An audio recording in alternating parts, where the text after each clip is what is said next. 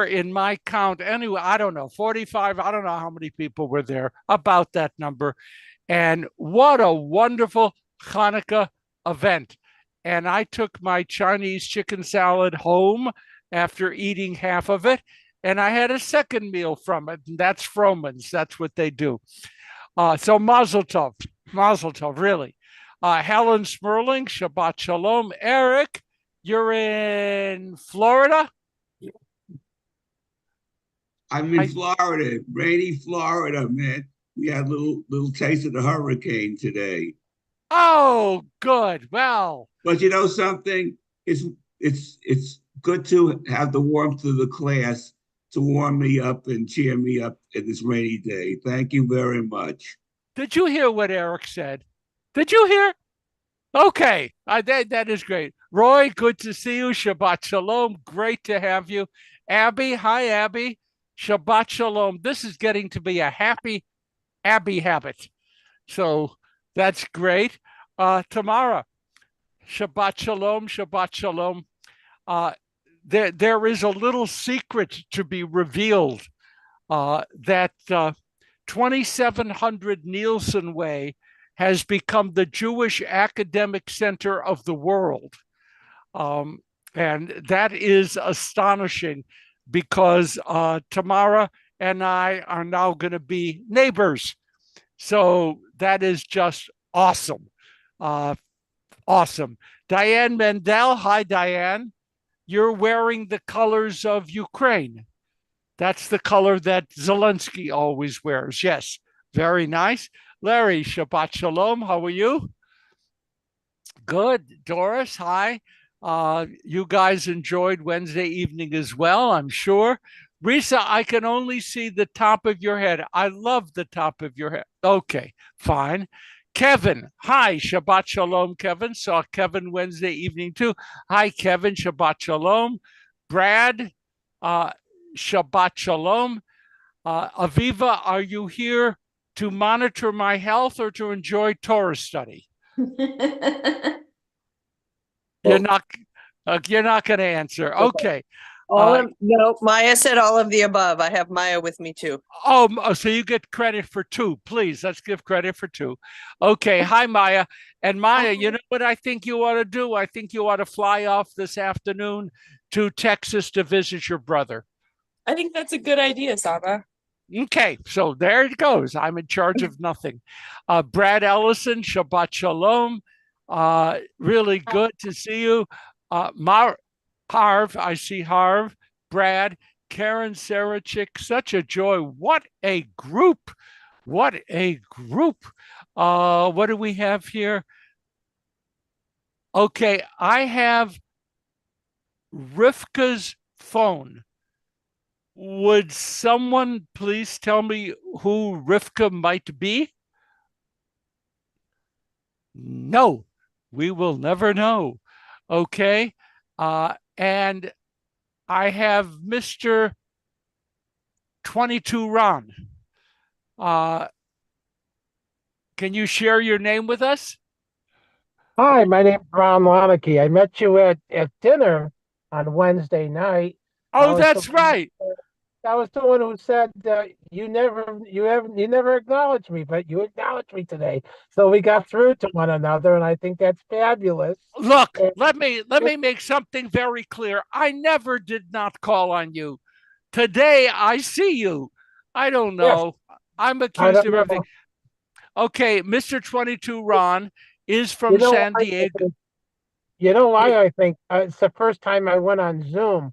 All the other times, I think that's the reason why. And I just want to let you know, Ruth Ann's in the house right now, putting in a load of laundry. And when she comes out, I'm going to tell her that, we finally got together. Okay, so this family is from La Jolla, and they're members of Beth Israel. And they come, I remember these things, even though I had at least 2 Cokes Wednesday evening. And they enjoy coming up and becoming part of this community. And I'm really happy that you made that decision. So that is cool. And that is wonderful. And I think I've said hello to everybody. I said hello to Risa.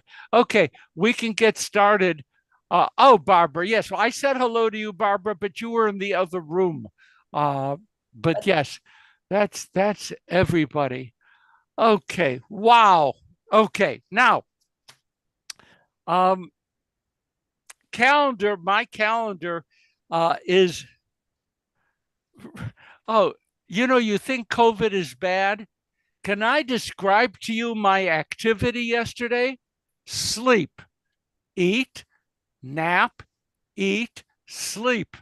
It was, there's nothing bad about that, right? That is absolutely not bad. Okay. Uh, so for current events, I just have Wednesday, December 27th as the next current events date. Does Cindy, do you have anything else? I do. On the 19th, we're having happy hour or girls' night out at PETA. It's located at Barrington and Wilshire. It's really a fun restaurant. They have Mediterranean tacos. So everyone is well, all females are welcome to join us at 5 o'clock on the 19th. And the 29th, we're having our monthly Shabbat dinner at Froman's. You could still let Susie know she won't be there, but she could let her co-chair know if you would love to have a seat that night. So that is the 29th at Froman's at 6 o'clock. Thank you very much for that. I'd like to point out, I know that that's not, the big deal here, but Wednesday evening wasn't the former university crowd alone. There were a number of people who are long-term members of Wilshire, and that made me feel very good. Okay, Ray Kasarin is on. Hi, Ray. Shabbat Shalom. And a dog. Apparently, I have a dog joining us. And the dog's name must be Caleb, right? Because Caleb, well, whatever. Okay, we're going to go to Genesis 43, verse 24 and following. 43, 24, page 277.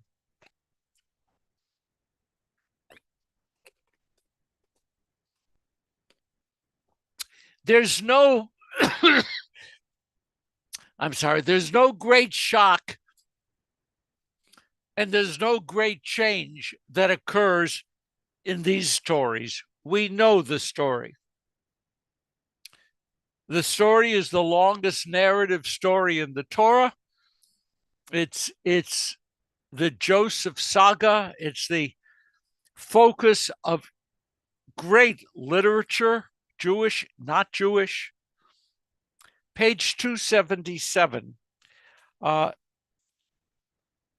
And while there's no surprise,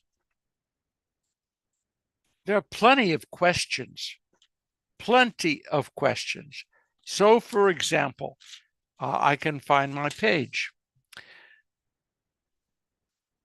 Joseph is meeting with his brothers.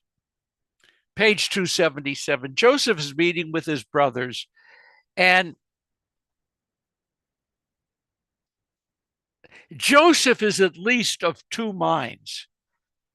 He is clearly conflicted, and I find that very human. Part of Joseph, looking at his brothers, would love to express his gratitude to them for having thrown him in a pit and sold him to Egypt by perhaps having them killed. I mean, that was a very reasonable thought. Another thought is that he's with his brothers. Does he need revenge? Does he need to reunite? That's the story that's playing out here. What is Joseph's state of mind? Complicating this for me is the question the rabbis asked. All these years, Joseph made it out of the prison and made it to become second to Pharaoh. Why didn't he send his father an email?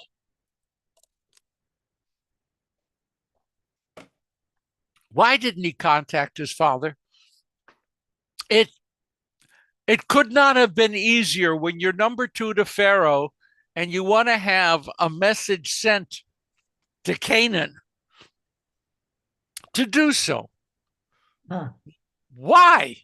Why did Joseph never? So while he's dealing with, do I take revenge or do I reunite with my brothers, Rebecca? Was he hiding his identity? I think not.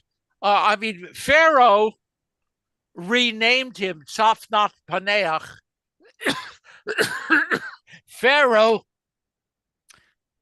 made certain that he married an Egyptian woman. Pharaoh gave him his signet ring, but Pharaoh knew he was a Hebrew. So, any other thoughts? Any other? Okay, Aviva. Why didn't his father look for him? Aviva, father thought he was dead. The brothers had brought, thank you. The brothers had brought the coat of many colors in shreds, covered with blood, and said, "This is what's left of your son." I don't think that Jacob had any notion that Joseph was alive. Joseph apparently never bothered to find out if his father is alive. Any thoughts why? Any other thoughts why? I don't know. I don't know. It is a mystery, as is what are Joseph's intentions here. Do you think, forgive me, do you think that Joseph not only was angry at his brothers, but angry at his father? Tamara? Yes, I could imagine ambivalence. He had been singled out. He had been pampered. He has been perhaps feminized with the robe of many colors. We know the only other person who wears it is a princess. So all this separate treatment could have felt humiliating or problematic, not humiliating. So there may be some ambivalence about his father's role, and believe that his father was not looking for him either, that he has been forgotten. But who knows? It's an amazing story. It's an amazing story. There are some, I'm going to use contemporary terms, psychosexual allusions in the identity of Joseph, and maybe what some of his anger toward his father was. Tamara mentions that Jacob dressed Joseph as a princess. It says that Joseph, the rabbis say, commentators, put on mascara and curled his hair.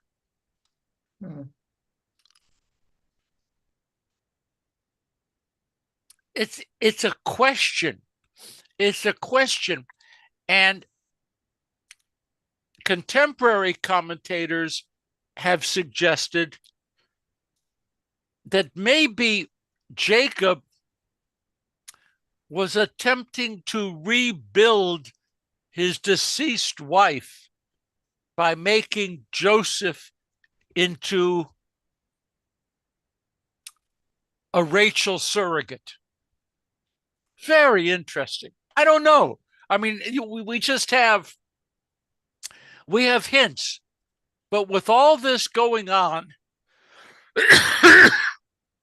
thank you, Eric. Yes, it's fascinating. With all this going on, Joseph had Excuse me, I'm having trouble here. Marvin Harv, say something extended. Yeah, I was wondering if the Joseph story wasn't an example of how often to to help the most people, we often have to make choices about what to give up. And so in this case, Joseph gives up family to benefit the most people in Egypt or beyond. I mean, you're speaking about Sophie's choice in a way, not exactly, but in a way.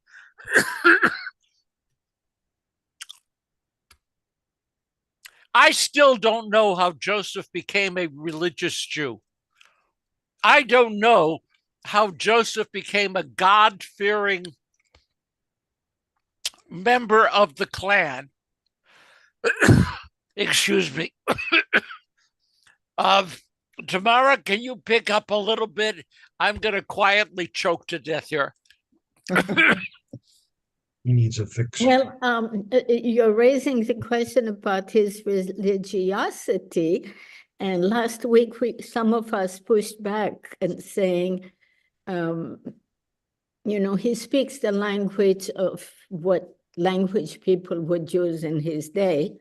So I'm not sure that he became particularly religious. At this point, I can see later on at the end when after he's reunited, that he goes back and brings in God in a more specific way. But other than that, he just brings it God the way any educated person would in the ancient world. Now I'm coughing. That's great. Welcome to 2700 Nielsen Way. Coughing was contagious. Yes. Okay, but there's something else too. Do you think that if the brothers had never shown up, Joseph would have been assimilated into the Egyptian world and the story ends there? No. Oh, okay. Brad, you have your hand up. Nope. Well, I was going back to why Joseph might feel resentful to his father. I mean, Yes. After all, his father was the procuring cause for why he ended up in that pit. It was the father, knowing that there were issues between the boys. It was the father who sent Joseph out to find these boys out in the wilderness. Yes. So I could see how Joseph would feel extreme resentment towards his father for what happened as a result of it. I saw a piece of the final episodes of The Crown last night since I had nothing else to do but cough. And there was a comment made that fathers often have trouble with sons. This is referring obviously to Harry and to fathers have trouble with sons. Jacob had trouble. Jacob had trouble, and we really don't know. We really don't know what he was what he was dealing with. My feeling is that Joseph, the story of Joseph required a means by which to bring the Israelites back or down to Egypt. The Joseph story is a pretext for getting all the Israelites into Egypt. Why was it important to end the book of Genesis by getting all of the Israelites into Egypt? Really It is important. without them getting. Really important question. I see any hands up. Eric? Well, it sets up the precursor to the Moses story. Yeah. Without the Jews in Egypt, there wouldn't be a Moses story. And everything in the book of Genesis leads up to making the Joseph story launch. It's We only read it that way. Yeah, that's correct. Anyone else want to jump in? Howard? I don't think there's very much in the book of Exodus about Egypt. Exodus about Abraham. Exodus almost doesn't even know about Chaldea or anything like that, or Abraham. It's very Egypt-centered. Okay, okay, that's fine. Tamara points out, where? Oh, I can't get my phone to unmute. Okay, I'm trying to. One can read all of Genesis as the prequel to Exodus. I believe that's true. So, in other words, my asking, would Joseph have ended up a regular Egyptian if the brothers hadn't shown up? It's not important. Joseph or Abraham. It's not important because they are figures in a machine, and they're going to get the Israelites into Egypt. Ray. Thank you. I'm going to be sloppy and anachronistic, and I hope also brief, but it's hard for me to resist reading backwards into this, the dynamics of social movements that we're more familiar with in our own era, the women's movement, Exodus starts with Jacob having to frame itself by, what my father scornfully called the women's libers. They had to frame themselves by what was often called consciousness raising in that rhetoric. And I think the device, if we allow for the possibility of device, that the Israelites were in Egypt in order to be able to concisely put them together in a predicament that compels social change, plays a very important dynamic, whether or not that was what they intended. Thank you, Ray. Interesting. When I read Exodus now, except during the Seder. During the Seder, I read Exodus as literal truth. I have no problem with anything. It is the way it is. But when I'm not reading it during the Seder, I'm saying to myself, well, it's likely that most Israelites were never in Egypt. At least that's a possibility. It's a possibility that perhaps only one tribe of what would become the Israelites were in Egypt. This is creating a narrative of unity and of purpose. It's written didactically. It's not simply somebody sits down. I don't know when writing hieroglyphics if they could use a laptop, but someone sat down and didn't just write a beautiful story. They were writing a story which was to create the value base of a people already in existence. And therefore, all of all of Genesis leading up to the Joseph story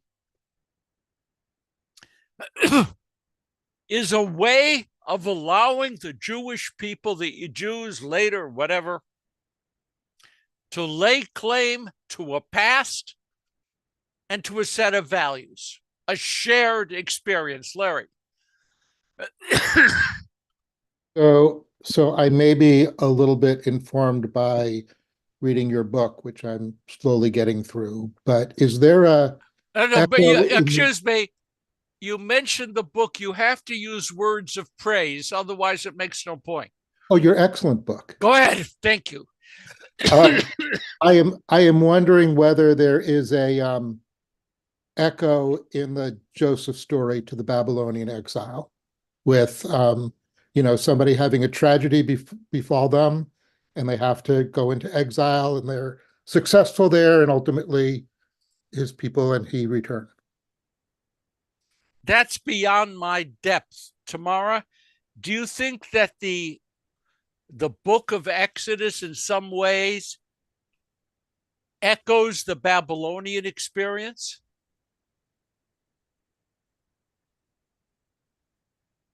I didn't hear. I think that's a very interesting thought. And I think there are echoes, but I do think the Exodus is prior. That story is really the core story long before before the Babylonian exile. But I imagine it becomes all the more important after exile because because of those echoes. And in fact, the latter part of the book of Isaiah, the late prophet, envisions the return from Babylonia like the Exodus, like a new Exodus. So I do think there are echoes, but the understanding of the Babylonian exile echoes the Exodus, not the other way around. Because we know that the Exodus story is mentioned in the earliest prophets, hundreds of years before the Babylonian exile. So that story we know is old. Unlike Sinai, which we're not sure how old that is, Exodus is really the oldest story in the biblical memory. Larry, that was such a great question. Thank you. I mean, thank you. I mean, even to think about it as echoing is new for me. Thank you. That's wonderful. Excuse me. Somebody who is identified as James has signed on to this group. I'm very security conscious. James, would you please unmute yourself and identify yourself? Yes, sir. Hi. How are you? You are James? My name is James Judah. I've never been in this prayer group before. I just wanted to join and listen in. Great. I'm 19 years old. I go to Loyola Marymount, and I just wanted to listen in, if that's okay with you. Let's take a vote. All in favor? Yes. Okay. Thank you, James. Welcome. That is excellent. Steve Miller. Thank you, sir. Steve, are you there? I had your hand up, but I don't see you. There we go. Okay. Do we know which is written earlier, Genesis or Exodus? Tamara, you're going to have to handle this.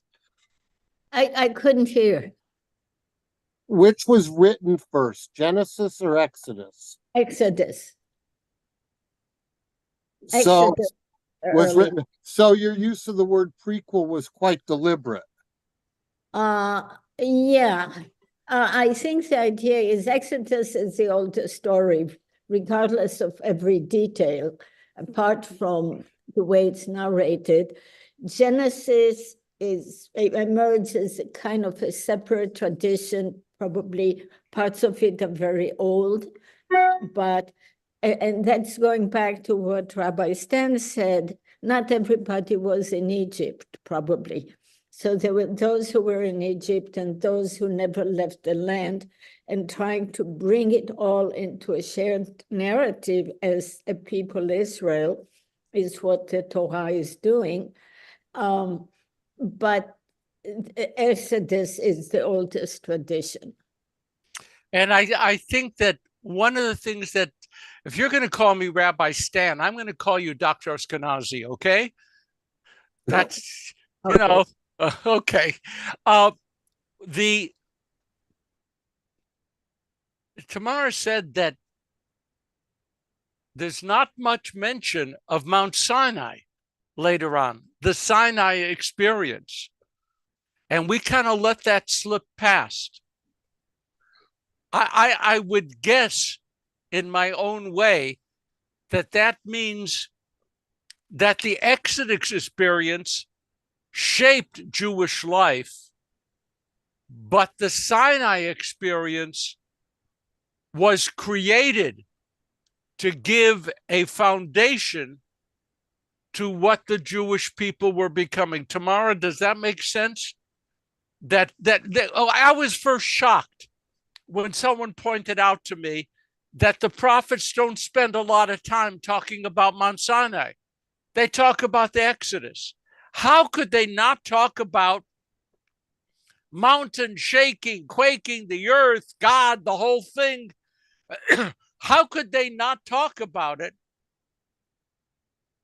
unless it wasn't a universally accepted notion? I'm sorry, Tamara? Look, there's reference to Sinai only 4 times outside the Torah.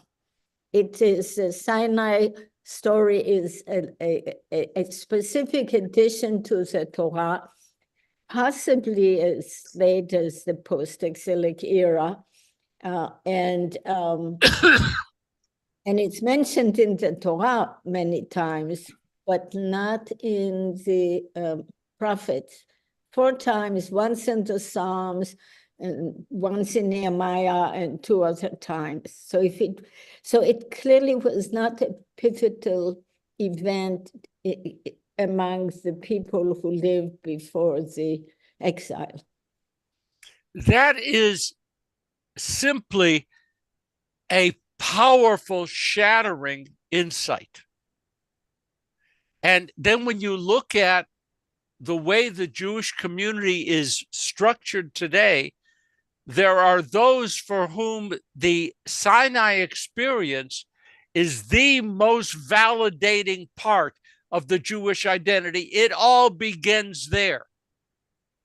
And now we're contemplating it all begins there, but maybe the Sinai experience was shaped, created, dealt with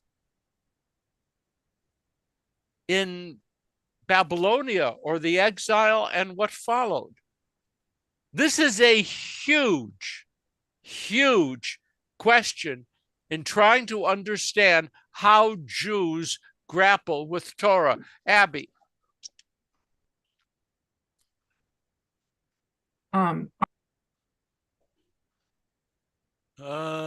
We don't have you, Abby. Are you there? I'm here now. Okay. From my understanding, they don't really know where Mount Sinai is in the Babylon, time of Babylonia and all of that. That, like she said, that was only mentioned 4 times, and it's actually where it is in that, in that latter part of the Bible. They don't really know where Sinai is. Actually, Mount Sinai is. Can I share with you? I've had a number of very shattering experiences. Okay, so and this group is very helpful to my mental health, and I appreciate your work. Risa and I were leading a group of teenagers into the Sinai Peninsula at a time when Israel occupied the Sinai Peninsula after the 67. And we came to Mount Sinai. Yeah. The first thing that struck me about Mount Sinai was that there was an Egged bus stop at the foot of Mount Sinai. And I mean that literally. There was an Egged, the Israeli bus company, Egged bus stop at Mount Sinai. I don't think it's there anymore, but it was there. That was a little bit disconcerting Oh, I could go from here to Tel Aviv. That cool. Okay. Then we got up at 4, I think 4 in the morning, Risa, 4 in the morning, I guess, to start climbing Mount Sinai. I'm a rabbi. I am feeling vigorous. I'm with a group of 30 teenagers, and we are climbing Mount Sinai. Our guide was terrific. It was later discovered that he probably was deranged. He was a deranged guide, but he seemed to know everything. About halfway up Mount Sinai, as we were beginning to wait for the heavens to split, voice of God, echoes, clouds, the whole thing, he says, now look, this is one of the 27 possible locations for Mount Sinai. Do you want to get up at 4 o'clock in the morning to climb one of the 27 possible sites for Mount Sinai? Needless to say, we climbed the mountain. That was good. Got down from the mountain and found at the foot of the mountain a monastery. And in the monastery, in the grounds of the monastery, there was a big bush. And that bush had a sign that said, burning bush. Come on. I mean, these are the things that have shaped my life. And when I raised the question, how did the burning bush creep inside of your monastery? I was told very sternly, it went underground. The root system then popped up again in the monasteries. I think it's called Santa Catarina, right? Yes. Santa Catarina. And so on that day, we climbed one of 27 possible Mount Sinai's and encountered the actual burning bush. Risa. The other thing that the guide said repeatedly is the phrase, according to Christian tradition. This is Mount Sinai. Yeah, we found that very uplifting. I think a whole bunch of the kids then went on to become Buddhists. I have no idea what happened to those poor kids. Only one that I know of became a Buddhist. That's correct. One did become a Buddhist, yes, but she's a sweetheart, and that's very nice. Okay, Mara Harv. I think Brad had his hand up first. Brad, please. Well, go ahead, Mara. I'll follow. Don't fight. Don't fight. Well, mine's more of a question. I'm listening to the conversation about Mount Sinai and the relative absence of reference to it by the prophets, etc.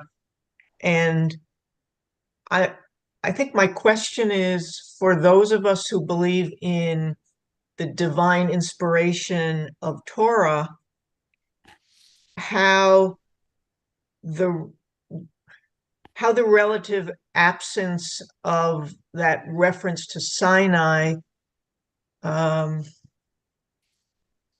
don't know, can be accounted for, can be explained, how the rabbis have tried to deal with that. I'm not sure if I'm expressing myself very well, but it troubles me. Okay, I'm not quite sure. That's just because my brain is rattled. Try me again. Help me understand, Mara, what your concern is. As we discuss the historical view of Torah, and in that note the later absence of reference to Sinai, how the rabbis explain that absence. Okay, that's a fair question. I don't know. I don't know the answer to that. Okay, Tamara? I don't think they're bothered by it. It's in the Torah, and that's enough.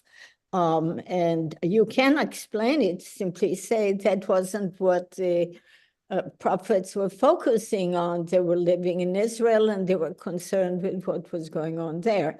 So you can make it work. There's a historical information, and there's a tradition. And the tradition has its own history and power. So I don't think this creates an existential problem. Okay, and I'm going to take Tamara's suggestion and say, let's bounce back to Joseph. And when we get to Exodus chapter 20, we will have plenty of time to talk about the Ten Commandments and the Sinai. I want to go to Rabbi. Sir, where? It's Brad. Yes, Brad. I'm sorry, my brain is rattled. Brad. It's okay. But I'd recognize your voice anywhere. I'm going back to the idea of this story being a prequel, and maybe another term, it would be a template for the Exodus story. And the reason I say that is because, to me, there's an enormous similarity between the two stories in the sense of who is the hero of the story. And in both stories, it's said that the hero is God. God is the hero. We're constantly reminded of that at Passover, that God is the hero of the story, not Moses. And Joseph makes it very clear that he's simply the vessel through whom God is speaking. So I think that's an extremely important similarity, template, whatever you want to call it, between the two stories. Thank you. Yes, thank you. Let me just pursue a little bit. The man, this verse 24 and 277, ushered the men into Joseph's house. He supplied water.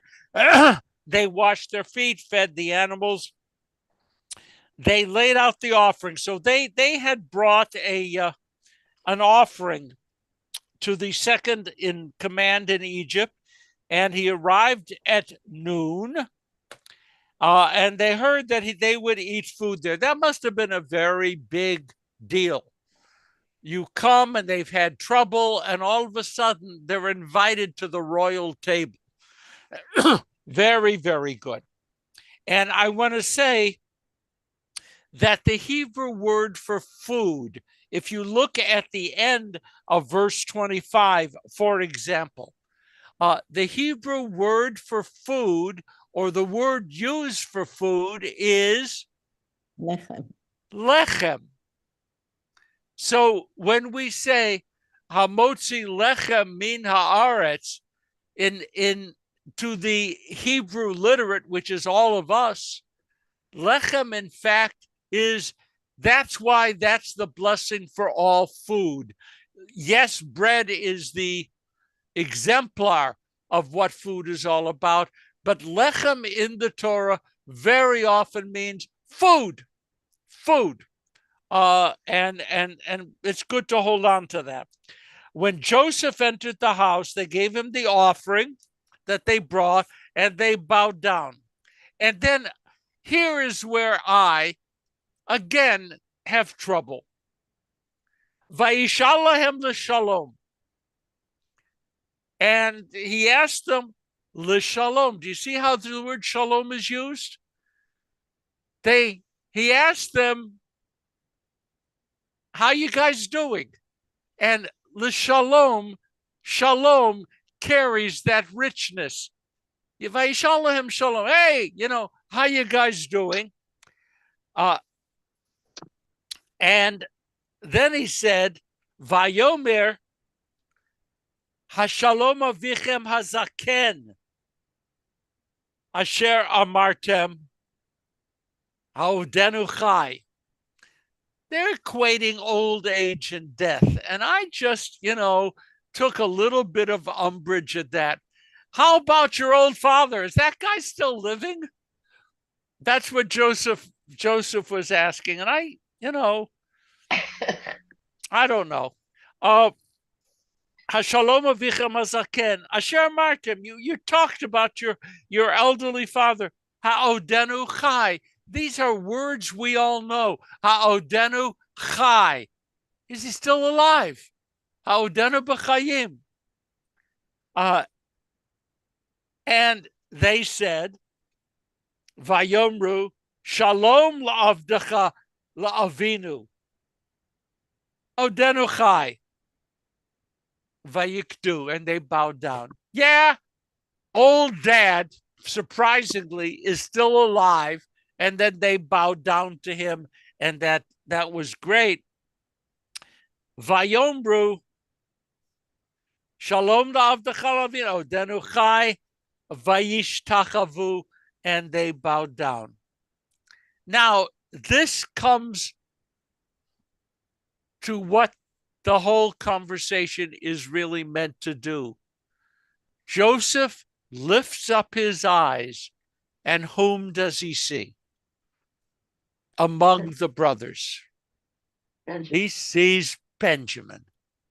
And we know Benjamin and Joseph were the two sons of the now deceased Rachel. And how did Rachel die? How did Rachel die? Giving birth to Benjamin. In childbirth. She died in childbirth. Vaisayna vayaret Binyamin achiv ben imo. The other guys were his brothers, but Benjamin was ben imo. And I think that is a very useful way to understand, even though there were 4 women out of whom the 12 tribes emerged, there was a special link among those who shared not just the same father, but the same mother. That was real. I love the phrase, ben imo. They shared this. This was the closer than brothers, if you will, in that sense. And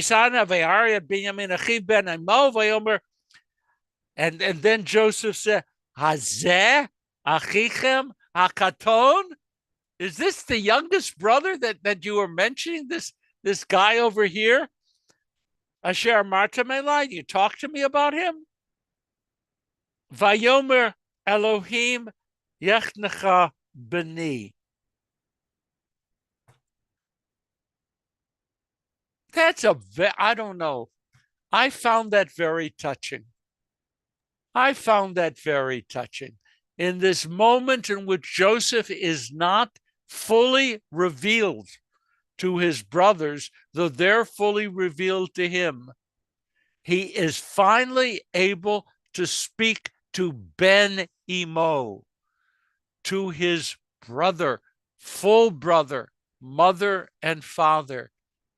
And he then blesses him. And to me, an unusual blessing. Elohim Yechnecha Beni. Yeah, I would have cried. It was Joseph saying, you remember the priestly belching? Yivarech Adonai v'yishmech Ya'er Adonai panav v'lecha v'chu neka. That's the same word, chen, that's found here. Okay? So, may God show grace to you, Beni, my child. Joseph was older than Benjamin, but younger than everybody else. And he called Benjamin Beni. Any comment on this? I like the genetics. I love the genetics of this because this I think Joseph with the Rachel whatever they had the Ephraim Manasseh from Rachel indirectly, and Joshua was a son of one of the Ephraim tribe, and Judah was the descendant of Leah, and Joshua had the spy, was a good spy, and Caleb was a good spy. So I see a little genetic play in there. I love it. I mean, that's fun. Cindy, please. Am I right that Benjamin wasn't there when the brothers threw him in the pit? Yes. I want to mute. Yes.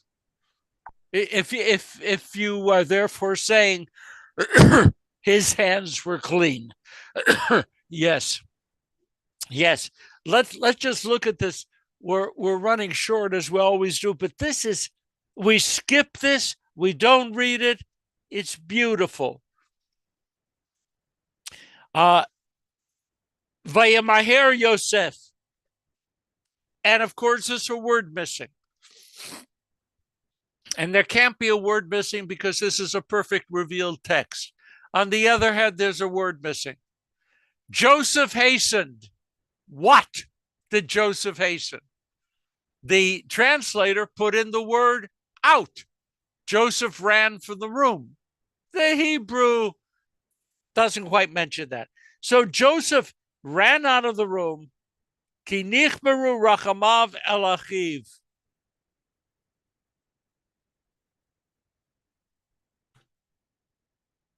He was overwhelmed by the presence of his full blood brother, and he just couldn't handle his own emotions. So Joseph was, on the one hand, playing ruler of Egypt to have his cat and mouse game with the brothers. At the same time, he was looking at Benjamin. I love it. I love this very human moment. He was overwhelmed. He just ran for the room. I don't know what the brothers would have thought. Maybe he had indigestion. Who knows? The prince of Egypt went running out. He went out because his rachamim was stirred toward his brother. And look at this. Vayevakesh levakot. He wanted to cry. I would suspect that the crying is not just because he's overwhelmed to see Benjamin, but that the final barriers between Joseph and his brothers were collapsing. That the emotion wasn't just Benjamin, the emotion was of a man who built a life second to the king in Egypt, and that structure was collapsing before his eyes. He began to realize he couldn't continue this fake relationship with the other brothers any longer. His world would now permanently change. By the way, Joseph had a variety of occasions in which his world changed a lot. That's almost the story of Joseph's life. Vayavo hachadra vayef shama. He went into a cheder. He went into a side room and sobbed. Boy, did he not expect that. Feel it, folks. Feel the beauty and the power and the humanity that the author was building into this encounter. To me, literary genius. To me, beautiful. And we don't have to worry about where it came from. And what happened? Verse 31. Okay. He washed his face and he gathered himself back together. He kind of he put himself together and said, okay, bring on the food. He became Tzafnat Paneach again. Vayisimalo levado, and Joseph, of course, he got the big portion. I wonder if he got all of the food and it was set before him and he distributed the food to each of the guests. I look at this, I'm not quite sure. Vayisimalo levado, and they served him separately, and then Valechem Levadim, and then the Vadam, and they served the others. And we're going to have to end with this.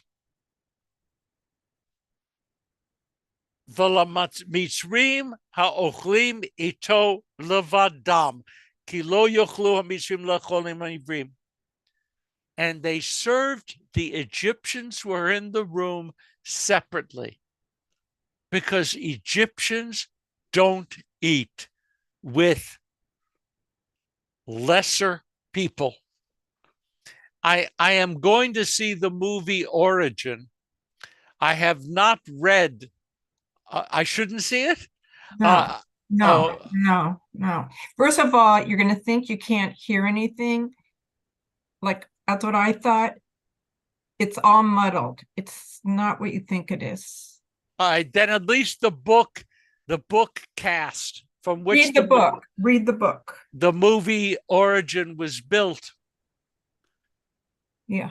How much of the world is based upon separation, me, you, upper, lower?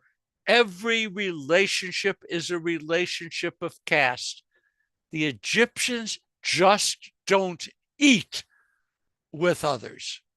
By the way, that's the story of the Israelites coming to Goshen, right? They didn't want the Israelites living among them. Caste, a very important concept. Folks, thank you for putting up with the coughing and the hacking. Thank you for being here. James, come back. You're more than welcome. Always welcome. And we're going to go to Kaddish. No. Is that you, James? I guess we're looking at James. Yes, sir. Okay, great. So I hope Thank you, Rabbi. Oh, you're very, very welcome. Come back, and anytime, always, you're welcome to join us. Thank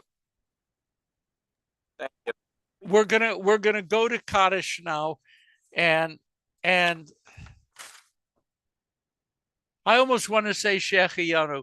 I'm really glad that we were able to move through today together. The future is opening up again. Thank you for being here for me, with me, and I with you.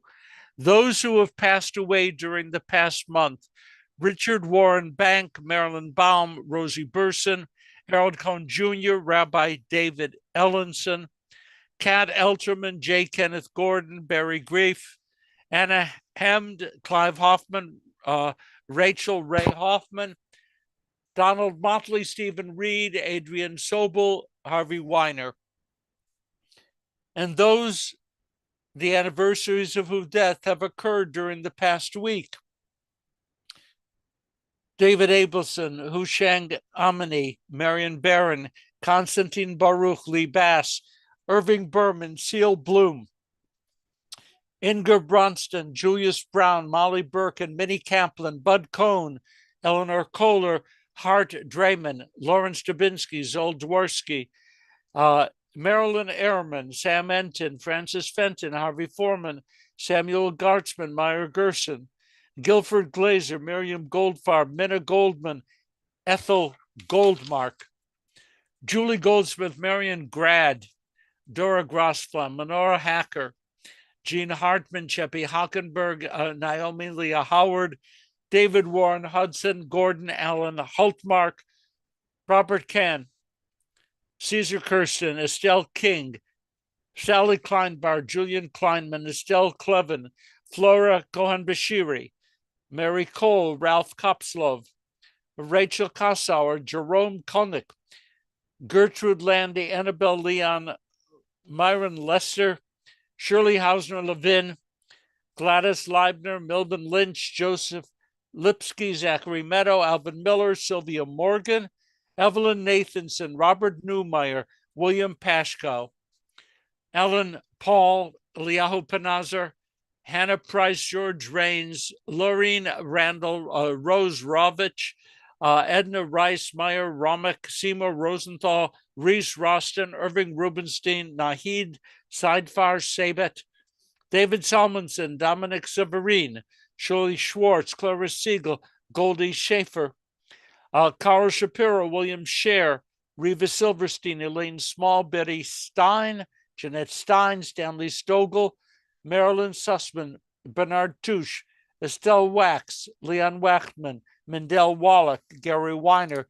Marsha Weinstein, Gerald Weinstein, Sylvia Weitz, David Yomtuv, Gerald Young, Millie Zlatov. We remember as well all those who died in defense of the United States, those who died in defense of the state of Israel, those who died through senseless acts of terror, and some who died by inadvertence in the fog of war. Those who died and who have no one to say Kaddish for them, we embrace them all and we join together in Kaddish. If you have a name you would like mentioned, please mention that name aloud now. Tom Judah. Okay. Yitgadal v'yitkadash shemei rabbah v'alma divra chirutei v'amlich malchutei v'chayechon v'yomechon uv'chaye decho beit Yisrael v'agala uv'izman kariv v'imru amen. Amen. Hey shmei rabbah mavarach Leolam. Leolam leomei almaya Yitbarach v'yishtabach v'yitpa'ar v'yitromam v'yitnaseh v'yitadar v'yitaleh v'yitalal shemei dekudisha barichu le'ela min kol birchata v'shirata tushbachata v'nechamata ta'amiran bi'alma v'imru amen. Yehi shlama rabba min shemaya v'chayim aleinu v'al kol Yisrael v'imru amen. Oseh shalom b'imromav hu ya'aseh shalom aleinu v'al kol Yisrael v'imru amen. May God, who makes peace in the high places, make peace in our hearts, make peace in our homes, make peace in the household of Israel, make peace among the families and nations of earth, and let us say, Amen. Amen. Amen. Amen. Good Shabbos, everybody. Thank you. Good Shabbos, Aviva. Good Shabbos. Shabbat shalom. Shabbat shalom. So Shabbat shalom. wonderful to be together. Shabbat shalom. Shabbat shalom.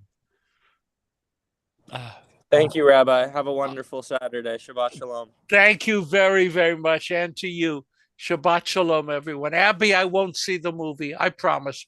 Okay. Shabbat I shalom. think your hearing aids don't.